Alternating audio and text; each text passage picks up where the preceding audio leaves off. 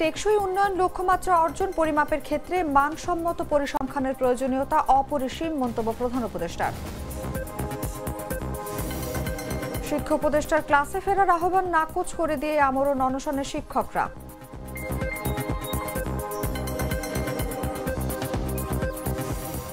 আন্তর্জাতিক পর্নোগ্রাফি ওয়েবসাইটে শীর্ষস্থান দখল করা বাংলাদেশি পর্ন তারকা যুগল গ্রেফতার।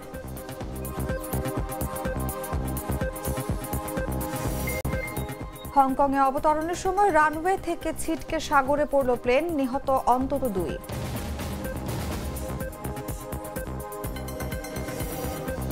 এবং অনূর্ধ্ব 20 বিশ্বকাপে আর্জেন্টিনাকে কাঁদিয়ে প্রথমবার বিশ্ব চ্যাম্পিয়ন মরক্কো।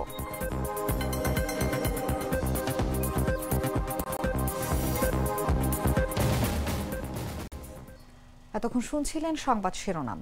দর্শক, আমন্ত্রণ দুপুর 1টার সংবাদে। সঙ্গে আছি আমি অনুভা বিশ্বাস। ছাইকৃত লাল সরিষার দানা থেকে তৈরি হয় প্রাণ সরিষার তেল, আসল ঝাঁঝে আসল স্বাদে। এবার চলে যাচ্ছি বিস্তারিত খবরে। ত্রয়োদশ জাতীয় সংসদ নির্বাচন অবাধ, অংশগ্রহণমূলক ও সুষ্ঠুভাবে অনুষ্ঠানের লক্ষ্যে আইনশৃঙ্খলা বাহিনীর প্রতিনিধিদের নিয়ে সংলাপ শুরু করেছে নির্বাচন কমিশন। সোমবার সকালে রাজধানীর আগারগাঁওয়ে নির্বাচন ভবনে এই মতবিনিময় সভা শুরু হয়।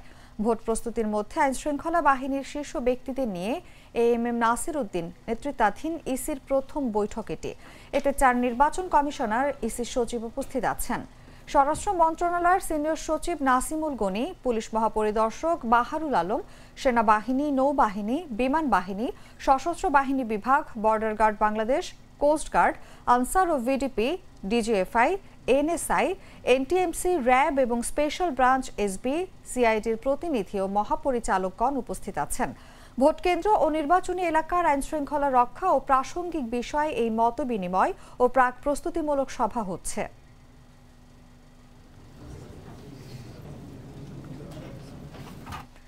এই মুহূর্তে নির্বাচন কমিশনে আছেন আমাদের রিপোর্টার রাকিব হাসান। আইন শৃঙ্খলা বাহিনীর প্রতিনিধিদের সঙ্গে নির্বাচন কমিশনের সংলাপের সর্বশেষ আপডেট জানতে সরাসরি চলে যাচ্ছি তার কাছে। একটু জানিয়ে দেই যে আমি এই মুহূর্তে অবস্থান করছি নির্বাচন কমিশন ভবন আগারগাঁয়ে এবং কিছুক্ষণ আগে অর্থাৎ 10:30 নাগাদ আইন শৃঙ্খলা বাহিনীর যারা প্রতিনিধি যারা রয়েছেন তারা নির্বাচন কমিশনে এসেছেন। আপনারা জানেন যে আইন শৃঙ্খলা বাহিনীর সঙ্গে আজকে প্রধান নির্বাচন কমিশনারের সঙ্গে সাক্ষাৎ হওয়ার কথা। এর মধ্যে তাদেরকে চিঠি আকারে কিন্তু আমন্ত্রণ জানানো হয়েছিল 3 বাহিনীর যে প্রধানকে, কিন্তু আমরা যেটি দেখেছি যে 3 বাহিনীর প্রধানের প্রতিনিধি সদস্যরা এসেছেন।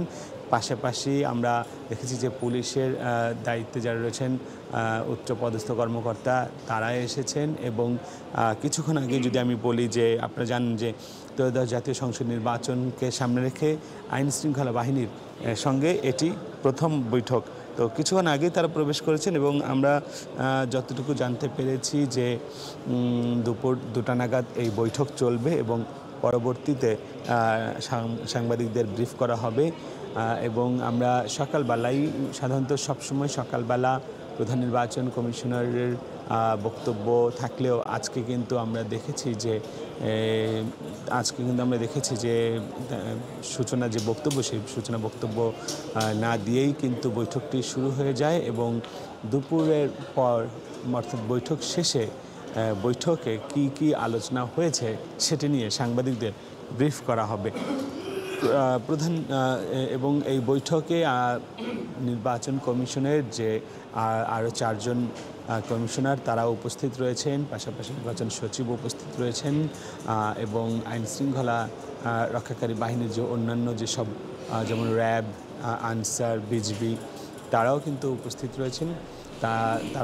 রয়েছেন। তো এই ছিল নির্বাচন কমিশন থেকে আমার কাছে আইন শৃঙ্খলা বাহিনীর সাথে নির্বাচন কমিশনের সর্বশেষ তথ্য। দর্শক, নির্বাচন কমিশন থেকে সর্বশেষ পরিস্থিতি জানাচ্ছিলেন রিপোর্টার রাকিব হাসান। চলে যাচ্ছি অন্যান্য সংবাদে। অন্তর্বর্তী সরকারের প্রধান উপদেষ্টা অধ্যাপক মোহাম্মদ ইউনূস বলেছেন, টেকসই উন্নয়ন লক্ষ্যমাত্রা এসডিসি অর্জন পরিমাপের ক্ষেত্রে মানসম্মত পরিসংখ্যানের গুরুত্ব ও প্রয়োজনীয়তা অপরিসীম। তিনি বলেন, সরকার এরই মধ্যে বাংলাদেশ পরিসংখ্যান ব্যুরো BBS-কে বিশ্বমানের সংস্থা হিসেবে গড়ে তুলতে প্রয়োজনীয় সংস্কার ও আধুনিকীকরণের একাধিক পদক্ষেপ গ্রহণ করেছে। এসব পদক্ষেপ বাস্তবায়িত হলে তা উপাত্ত সংগ্রহ, বিশ্লেষণ ও প্রকাশ প্রক্রিয়াকে আরও কার্যকর, প্রযুক্তি নির্ভর ও আন্তর্জাতিক মানসম্পন্ন করে তুলবে। সোমবার বিশ্ব পরিসংখ্যান দিবস ও জাতীয় পরিসংখ্যান দিবস উপলক্ষে দেওয়া এক বাণীতে তিনি এসব কথা বলেন। প্রধান উপদেষ্টা বাণীতে বলেন, বিশ্বের অন্যান্য দেশের মতো এবারও বাংলাদেশে বিশ্ব পরিসংখ্যান দিবস পালিত হচ্ছে জেনে তিনি আনন্দিত। এবার 20 অক্টোবর বিশ্ব পরিসংখ্যান দিবস ও জাতীয় পরিসংখ্যান দিবস একযোগে পালিত হচ্ছে। এবারের প্রতিপাদ্য driving change with quality statistics and data for everyone, যা বর্তমান প্রেক্ষাপটে অত্যন্ত সময়োপযোগী ও তাৎপর্যপূর্ণ। তিনি দৃঢ়ভাবে বিশ্বাস করেন, উপাত্তের সর্বজনীন প্রাপ্যতা ও মানসম্মত উপাত্তের ব্যবহার দেশের গণতান্ত্রিক শাসন ব্যবস্থা, স্বচ্ছতা ও জবাবদিহিতা বৃদ্ধিতে সহায়ক ভূমিকা পালন করবে এবং উন্নয়নকে আরও জনমুখী করে তুলবে।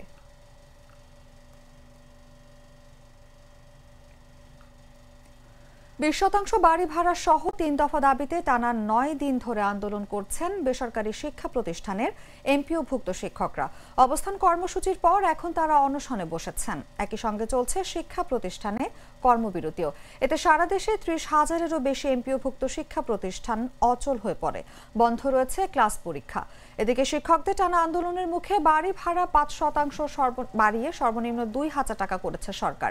রোববার এ নিয়ে আদেশ জারির পর শিক্ষা উপদেষ্টা অধ্যাপক ডক্টর CR আবরার আশা প্রকাশ করেন যে শিক্ষকরা এবার ক্লাসে ফিরে যাবেন। তাদের প্রতি বিশেষভাবে শ্রেণীকক্ষে ফেরার আহ্বানও জানান তিনি। তবে শিক্ষা উপদেষ্টা সে আহ্বান নাকচ করে দিয়েছেন আন্দোলনরত শিক্ষকরা। তারা সোমবার থেকে কর্মসূচি আরও কঠোর করার ঘোষণা দিয়েছেন। প্রয়োজনে শিক্ষা প্রতিষ্ঠানে তালা ঝুলিয়ে সব শিক্ষক ঢাকায় চলে আসবে বলেও হুঁশিয়ারি দিয়েছেন তারা। এমপিওভুক্ত শিক্ষা জাতীয়করণ প্রত্যাশী জোটের সদস্য সচিব অধ্যক্ষ দেলোয়ার হোসেন আজিজি বলেন, শিক্ষা উপদেষ্টা যে আহ্বান জানিয়েছেন তাতে তাদের সায় নেই। 20% নিশ্চয়তা না নিয়ে শিক্ষকরা কোনোভাবেই ক্লাসে ফিরবে না বলেও জানান তিনি।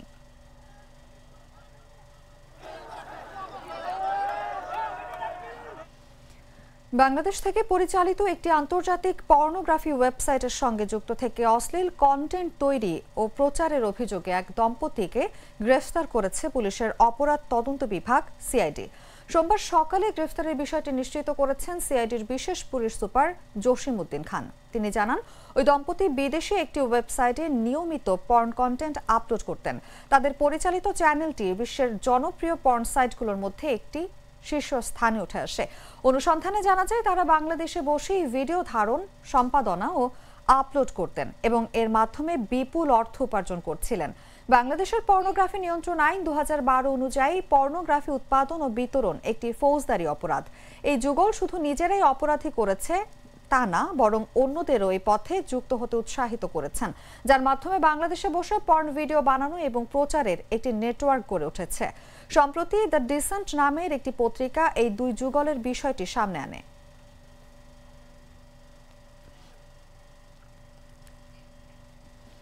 জুলাই আন্দোলনে ঢাকার যাত্রাবাড়ীতে যুবদল কর্মী আব্দুল কাইয়ুম আহাদ হত্যা মামলা সহ 5টি মামলায় সাবেক প্রধান বিচারপতি ABM খায়রুল হক জামিন চেয়ে হাইকোর্টে আবেদন করেছেন। সোমবার বিচারপতি ASM আব্দুল মোবিনের নেতৃত্বাধীন হাইকোর্ট বেঞ্চে মামলাগুলো শুনানির জন্য কার্যতালিকায় রয়েছে। গেল 24 জুলাই রাজধানীর ধানমন্ডির বাসা থেকে খায়রুল হককে গ্রেফতার করে পুলিশ। পরে তাকে জুলাই আন্দোলনের সময় ঢাকার যাত্রাবাড়ীতে যুবদল কর্মী আব্দুল কাইয়ুম আহাদ হত্যা মামলায় গ্রেফতার দেখানো হয়। বেআইনি রায় দেওয়া ও জাল রায় তৈরির অভিযোগে নারায়ণগঞ্জের একটি মামলায়ও খায়রুল হককে গ্রেফতার দেখানো হয়েছে। গত বছরের 25শে আগস্ট জেলা আইনজীবী সমিতির সাবেক সভাপতি ও ফতুল্লা থানা বিএনপির সাধারণ সম্পাদক আব্দুল বারী ভূঁইয়া বাদী হয়ে মামলাটি করেন। পরে আরও মামলায় তাকে গ্রেফতার দেখানো হয়।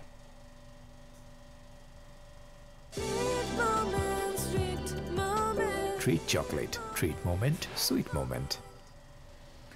পুরান ঢাকার আরমানি টোলার ছাত্রীকে প্রাইভেট পড়াতে গিয়ে খুন হন জগন্নাথ বিশ্ববিদ্যালয়ের শিক্ষার্থী ও ছাত্রদল নেতা জোবায়েদ হোসেন। এই হত্যাকাণ্ডের প্রাথমিক তদন্তে পুলিশ বলছে, ওই ছাত্রীর প্রেম ঘটিত কারণেই খুন হয়েছেন জোবায়েদ। রোববার বিকেল 4:45 দিকে ওই বাসার 3য় তলায় জোবায়েদকে ছুরিকাঘাতে হত্যা করা হয়। বাসার নিচতলা থেকে 3 তলা পর্যন্ত সিঁড়িতে রক্তের দাগ ছিল এবং 3য় তলার সিঁড়িতে পড়ে থাকতে দেখা যায় তার মরদেহ। এরপর রাত 10:50 দিকে মরদেহ ময়না তদন্তের জন্য মিটফোর্ড হাসপাতালে পাঠানো হয়। রাত 11টার দিকে ওই ছাত্রীকে নিজ বাসা থেকে পুলিশ প্রটোকলে থানায় নিয়ে যাওয়া হয়। এরপর চলে জিজ্ঞাসাবাদ। পুলিশের প্রাথমিক জিজ্ঞাসাবাদে অভিযুক্ত ছাত্রী জানান, তিনি ও তার বয়ফ্রেন্ড মাহির রহমানের প্রেম ঘটিত দ্বন্দ্বের জেরে খুন হন জবি ছাত্রদল নেতা জোবায়েদ হোসেন। তবে জোবায়েদের খুনের ঘটনায় নিজের সম্পৃক্ততা অস্বীকার করেন তিনি।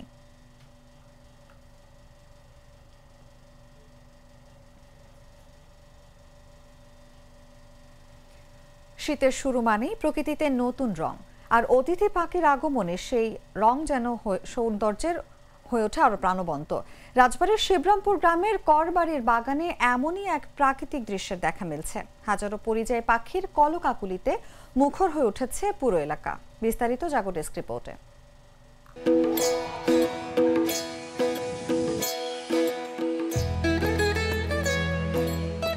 শীতের হালকা আমেজ শুরু হতে না হতেই রাজবাড়ীর শিবরামপুর গ্রামে ছুটে এসেছে হাজারো পরিযায়ী পাখি। লম্বা পা, ধূসর ঠোঁট আর বড় সড় শরীরের শামুক খোল পাখিগুলোর কিচির মিচিরে মুখরিত হয়ে উঠেছে করবাড়ির বাগান। এই দৃশ্য দেখতে প্রতিদিন ভিড় করছে শিশু কিশোর থেকে শুরু করে সব বয়সী মানুষ।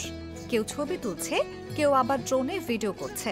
স্থানীয়দের সহযোগিতায় এখনো পর্যন্ত বেশ ভালোভাবেই টিকে আছে পাখির এই অস্থায়ী রাজ্য। এত অতিথি পাখি আসছে যা কল্পনার বাইরে। 10-20 হাজার পাখি আসছে, আর গতবার এত ছিল না, কিন্তু হঠাৎ করে এই 7-8 মাস ধরে এত পাখি আসছে যা এলাকাবাসী দেখে মুগ্ধ হয়ে গেছে। বাইরের থেকে লোকজন আসে, সবাই ভিডিও করতে আসে এবং দেখতে আসে। বাগানের প্রতিটি গাছে পাখির বাসা। অনেক বাসায় রয়েছে ডিম ও বাচ্চা। তবে আনন্দের পাশাপাশি রয়েছে কিছু উদ্বেগও। এখানে নাকি পাখির আনাগোনা হচ্ছে, দূর দূরান্ত থেকে মানুষ আসতেছে। সেই খবর পেয়ে আমি মূলত এখানে চলে আসি পাংশা থেকে। তো আসার পরে বিভিন্ন সাংবাদিকরা আসতেছে, এখানে শুট নিচ্ছে, ভিডিও করতেছে। পাখিগুলো দেখে একদম দুর্দান্ত একটা ফিলিং পাচ্ছি। আর স্থানীয় লোকজনের সাথে কথা বলে যেটা জানতে পেলাম, সেটা হচ্ছে মূলত এখানে যারা ঘুরতে আসে তাদের মধ্যে কিছু দুষ্টু প্রকৃতির লোক আছে যারা এই পাখিগুলো শিকার করতে চায়। বন বিভাগ বলছে অতিথি পাখিদের নিরাপত্তায় নেওয়া হয়েছে নজরদারির ব্যবস্থা। যাতে কোনো দুষ্কৃতিকারী কোনো অতিথি পাখি ক্ষতি না করতে পারে সেটা আমাদের নিয়মিত ওখানে টহল প্রদান করা হচ্ছে। আমরা প্রতিদিন একজন করে সরকারি স্টাফ বিকাল 4টা থেকে রাত 7টা-8টা পর্যন্ত সেখানে ডিউটি করতেছে। তাছাড়া জেলা প্রশাসক মহোদয় বিষয়ে অবগত আছে। অতিথি পাখিরা প্রতি বছর ফিরে আসে যদি আমরা তাদের জন্য একটি নিরাপদ আশ্রয় গড়ে তুলতে পারি। শিবরামপুরের মানুষ সে চেষ্টাই করছে। এই উদ্যোগ ছড়িয়ে পড়ুক সারা দেশে, বলছেন সমাজের সচেতন মহল। অনুভা বিশ্বাস, জাগো নিউজ। নওগাঁর পত্নীতলায় একটি মার্কেটের চারদিক টিন দিয়ে ঘেরাও করে 70 লাখ টাকা চাঁদা দাবির অভিযোগ উঠেছে নজিপুর পৌর বিএনপির সাংগঠনিক সম্পাদক আব্দুল্লাহ আল মাসুমের বিরুদ্ধে। এই ঘটনায় শনিবার রাতে ওই বিএনপি নেতা সহ দুজনের নাম উল্লেখ করে থানায় চাঁদাবাজির মামলা করেছেন তাসলিমা জান্নাত নামের এক ভুক্তভোগী নারী। মামলায় অজ্ঞাত পরিচয় আরও 15 থেকে 16 জনকে আসামি করা হয়। এর আগে দুপুর 1টার দিকে উপজেলার নজিপুর বাস স্ট্যান্ড ধামইরহাট আঞ্চলিক সড়কে নির্মাণাধীন রহমান মার্কেটে প্রকাশ্যে এই ঘটনা ঘটে। বিএনপি নেতা আব্দুল্লাহ আল মাসুম ধামইরহাট পত্নীতলা আসনের সাবেক সংসদ সদস্য, কেন্দ্রীয় বিএনপির কৃষি বিষয়ক সম্পাদক শামসুজ্জোহা খানের অনুসারী হিসেবে এলাকায় পরিচিত। পুরো ঘটনা মার্কেটের সিসিটিভি ক্যামেরায় ধরা পড়ে। তথ্য প্রমাণ হাতে পাওয়ার পর থানায় অভিযুক্তের বিরুদ্ধে মামলা করতে যান ভুক্তভোগী নারী। তবে বিষয়টি মীমাংসার চেষ্টা চালান পত্নীতলা থানার ভারপ্রাপ্ত কর্মকর্তা শাহ মোহাম্মদ এনায়েতুর রহমান। এক পর্যায়ে পুরো এই ঘটনার সিসিটিভি ফুটেজ সামাজিক যোগাযোগ মাধ্যম ফেসবুকে ছড়িয়ে পড়লে সমালোচনার মুখে ভুক্তভোগীর মামলা নেন ওসি। আমি তো মশলা বদলে ফেলেছি, এবার আপনিও বদলে ফেলুন। একবার প্রাণ গুঁড়া মশলা ব্যবহার করেই দেখুন। জানাবো আন্তর্জাতিক সংবাদ।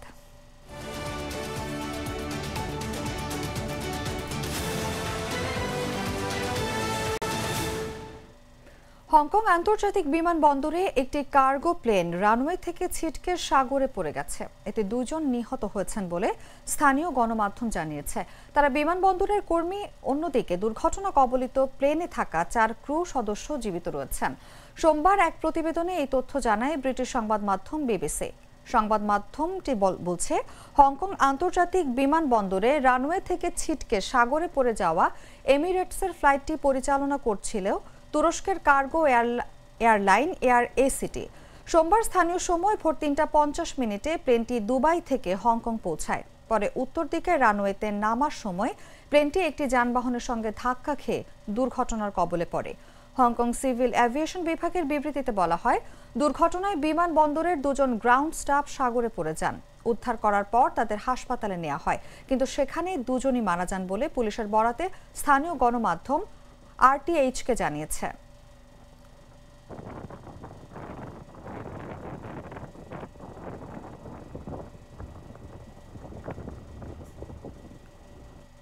সংবাদ শেষ করব খেলার খবর জানিয়ে।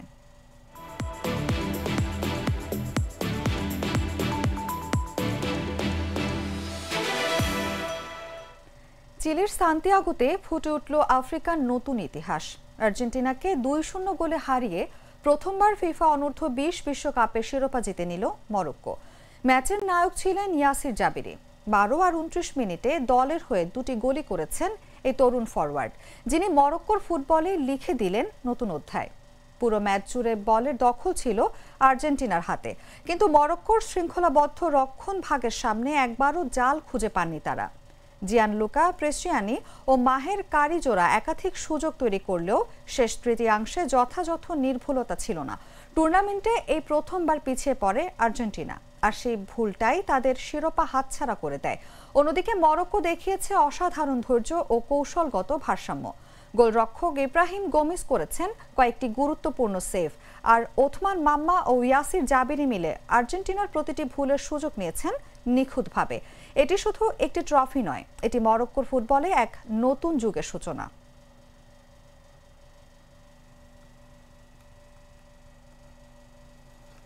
সংবাদ শেষ করার আগে শিরোনামগুলো জানিয়ে দিচ্ছি আরো একবার।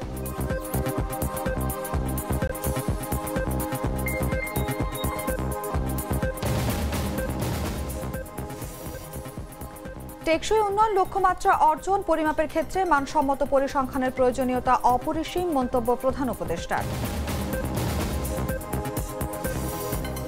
শিক্ষা উপদেষ্টার ক্লাসে ফেরার আহ্বান নাকচ করে দিয়ে আমরণ অনশনের শিক্ষকরা।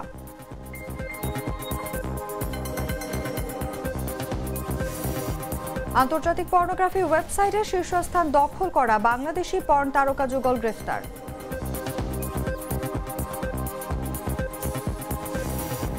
হংকংয়ে অবতরণের সময় রানওয়ে থেকে ছিটকে সাগরে পড়ল প্লেন, নিহত অন্তত 2।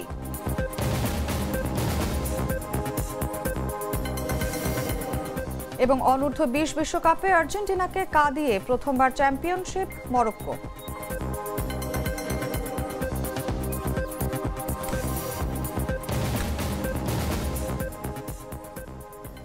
দর্শক, এই ছিল এখনকার মতো। এরপর দেখবেন দুপুর 3টার সংবাদ। প্রতি মুহূর্তে সর্বশেষ খবর জানতে ভিজিট করুন jagonews24.com। ফলো করুন আমাদের ভেরিফাইড ফেসবুক পেজ এবং সাবস্ক্রাইব করুন জাগো নিউজের ইউটিউব চ্যানেল। ধন্যবাদ সবাইকে।